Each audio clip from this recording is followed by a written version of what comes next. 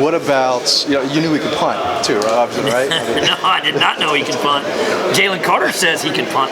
I didn't know Darnell could punt. Does he still surprise you in practice with things, or do you kind of know what you're getting from him at this point? Or? I'll say this. I mean, he's such an anomaly in college football. Like, there's nobody else like him. And you can say this, there's nobody else like him on the next level either. Like, that's why people are so intrigued with, all the NFL people are intrigued with him, because there's nobody else that's 6'8", 282 pounds that can run like he runs and can block like he blocks as well. And so just the fact that when he goes out there and he still does things to this day, you're like, holy cow, man, this guy's unbelievable. And so, no, I still get surprised day in and day out by the things that he does. How tough was it to recruit Brock Bowers in that time and era, and just watching him, with the film that he was sending you? I mean, well, the whole COVID thing made it tough because you couldn't visit him. I mean, they couldn't come visit. And so I'm big on building relationships and getting to know these kids at their core, and when you had those challenges of I was luckily able to go out there and see him before everything shut down. So he had that, but it was tough from a communication standpoint. But once you saw him and once you saw some of the stuff that he sent into us, you knew he was immediately. Well, you knew he was legit, and you never know. Okay, recruiting's an inexact science, all right. You never really know until you get them on campus, and so we had tried to confirm as many things as possible during the recruiting process, and then once you got him on campus and saw him work, saw him compete in the weight room, you're like, okay, this kid's a little different from a competitive standpoint, because like I told somebody earlier, he is the ultimate competitor in everything that he does.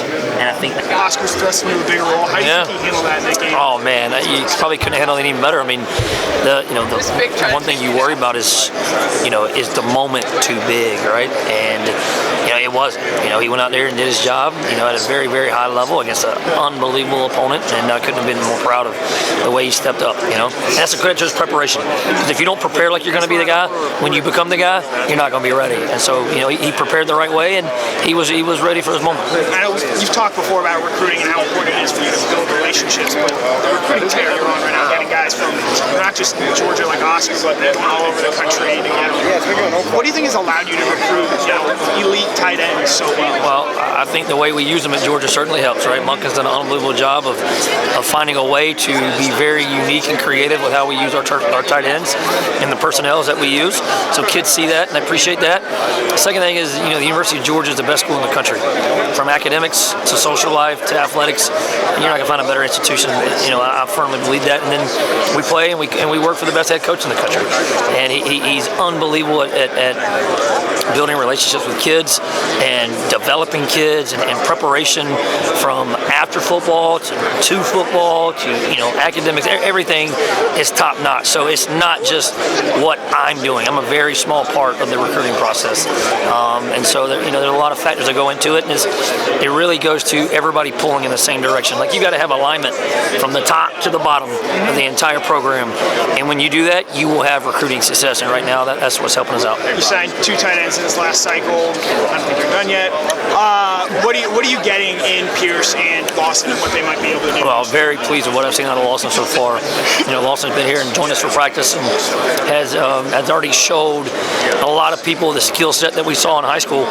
A guy that's very versatile and that you can put in a lot of different positions, very similar to what we did with Brock. A toughness, a competitiveness, and for a young guy, a high level of intelligence as far as football is concerned, to see things that most normal freshmen can't see, or diagnose certain coverages or way people are playing him in a very limited role so far, but he's done that exceptionally well. And so I'm very excited about what he brings to us from a versatility standpoint. And then with Pearce, he's down at an All-Star game right now, and it's really the first true action he's had all season because he missed this year with a shoulder. And I just got a text right now saying, hey, they're talking about Spurlin right now because he's showing out. Like, the kid is almost 6'7", 245 pounds.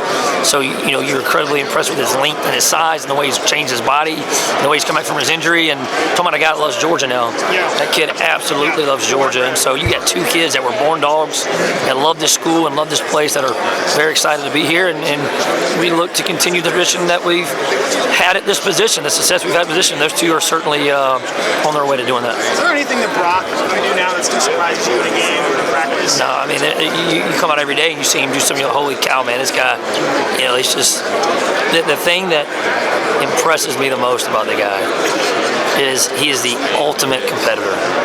Like, there's nothing that he does that he doesn't want to win or be the best at. And he will run himself into the ground to make sure that happens. Like, it's unreal, just the level at which he attacks every task we give him. Whether it's a sprint, it's a run blocking drill, it's pass catching, academics, all A's, weight room, it doesn't matter. The dude attacks every scenario the exact same. He wants to win, he wants to be the best. And I think as long as he keeps doing that, his future is limitless. Awesome. Thanks, Todd. Yeah, nice to meet you, Connor. Yep.